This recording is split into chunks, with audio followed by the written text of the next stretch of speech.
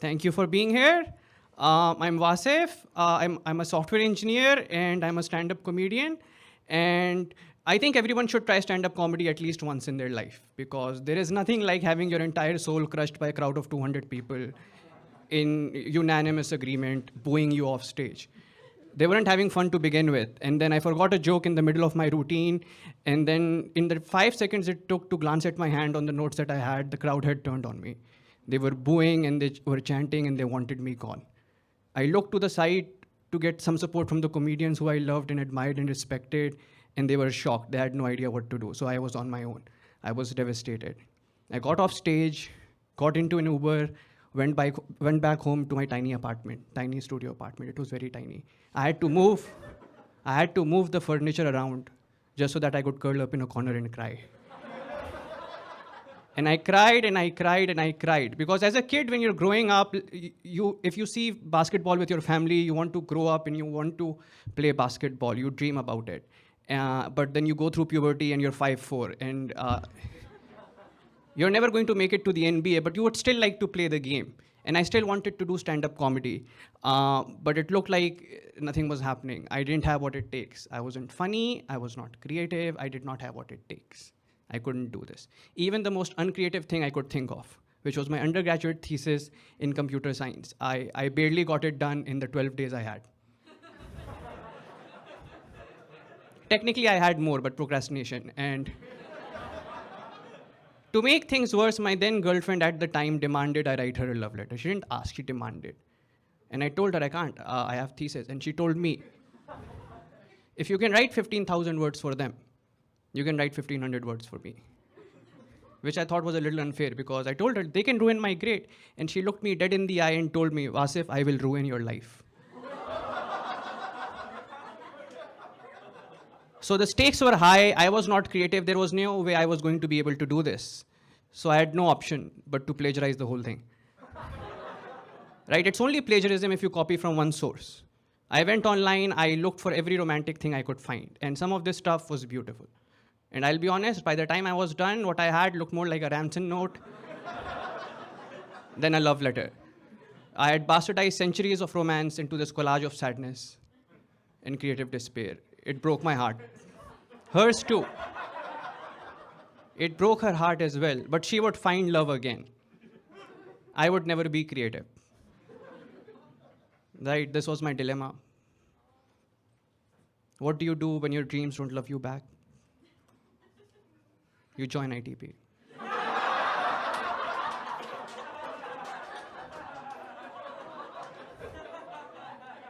Because if you rearrange some of the letters in ITP, it actually spells creative talent.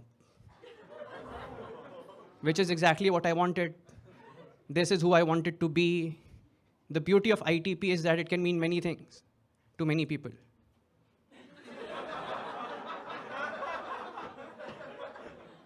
But to me, it was more personal because you could rearrange each and every letter in my dilemma to spell out interactive telecommunications program.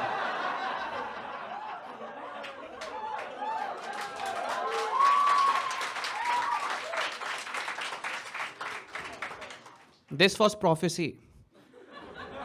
I was going to transform from this confused caterpillar of creative despair into this brilliant butterfly of comedic genius. Right? And I waited, and I waited, and I saw all of you amazing people find their wings and start to fly. I wanted to fly as well, and I waited, and I waited. And nothing happened. I was like, what's going on? In the throes of self-doubt, you come to self-realization. And I thought, maybe I'll never be a butterfly. Because maybe I'm not a caterpillar. Maybe I'm something else.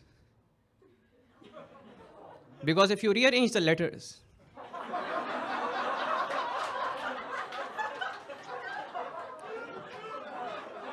that's my name in French. And what I am is a software engineer. If there's anything I've learned at ITP, I'm very much a software engineer. Some people have told me I look like a software engineer. At my stand-up comedy shows, I've been told I smell like a software engineer. Doesn't sound like a compliment, but I need validation, so I'll take it. Every problem I've had in my life, I've solved it through software engineering. I was struggling with sleep. I started tracking it and made a chart out of it. I wanted to improve my habits, so I made an Excel spreadsheet. I'm a software engineer. I don't always write the software, but I'm very good at using it. I wanted to organize and plan my day. I started journaling and tracking each and everything. This is just like a regular note-taking app. It's good notes, but I have devised my own structure. And struggling with stand-up comedy, I was like, why can't I just bring the same approach to stand-up comedy? What if I use the same tools and processes that you learn as a software engineer, bring it to your process as a stand-up comedian? Because right now, stand-up comedians use pen and paper. That is the state of the art in creative thinking technology. And what I wanted to do is, could I engineer a better creative process, and in the process just become a better stand-up comedian? And my hope was that in shaping the tools that I use to write stand-up comedy, I would become a stand-up comedian as a process. Because I don't understand what people say when they say the guy is funny. But I read online that to be a good comedian, you need 4 to 6 jokes a minute. This is a number, this I can do. I just need, like, I'm a software engineer. All I need is logs and data and instrumentation. So I plotted like an audio, I made a transcription of my audio, plotted it on a timeline, and I noticed in yellow is a joke that does not get a strong laugh. Green is good, purple is ideal. This is when the crowd was laughing like you guys were earlier, and now you're bored. And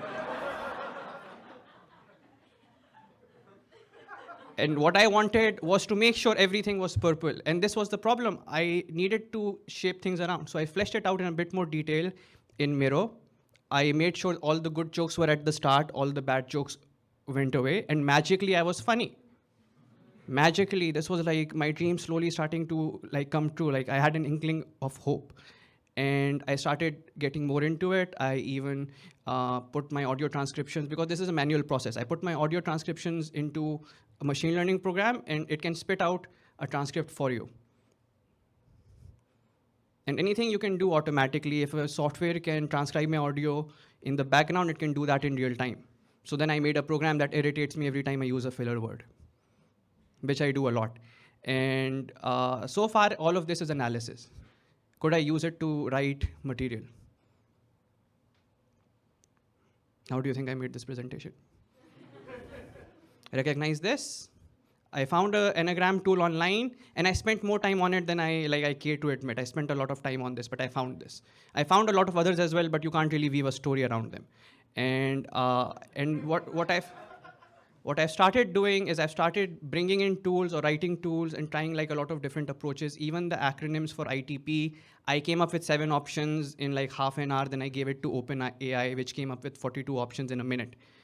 But they weren't great, so I had to polish them considerably and then bring it into a form that works. And this synergy between computers and my brain is how I feel like I have a chance at becoming a stand-up comedian, or at least having like a fair shot at it. I've tried a lot of things. I'm running out of time, so I'm going to speed through it. As a comedian, we're very bad at making sure we're on time. If creativity is collecting inspiration and capturing ideas, then I have started doing that in all of the software tools that I've brought. But this is raw material. If you're careful about how you connect the software and the softwares that you use, and you connect the APIs, then all of this can become a pipeline that feeds into one thing, then feeds into something else, and then feeds into something else until you have 3,000 jokes, and you're spending days and days organizing everything. And you can, if you're careful, you have a network on a software application that can help you navigate it. I'm a spider that crawls my own brain now, which is not fun. Right, but at least for me, creativity is possible. As part of my ITP thesis, I've performed 50 shows, written 3,000 jokes, and I've made all of these tools and visualizations as a way to make at least that dream of comedic genius accessible, even if it's not approachable for me. And I did a show recently at Gotham, and I was invited to do an audition for their industry night show in front of the club owner. So that is a huge step for me. And I don't think I would have made it if it wasn't for all the people, like my friends, my family, who have come and supported me, and especially Luisa and the last minute feedback improv group that helped me make this thing together. I appreciate you guys a lot. And most important of all, the ITP vending machine. For occasionally dispensing 2 packets of chips when I only paid for 1. That's been my thesis. Thank you guys so much. You've been amazing.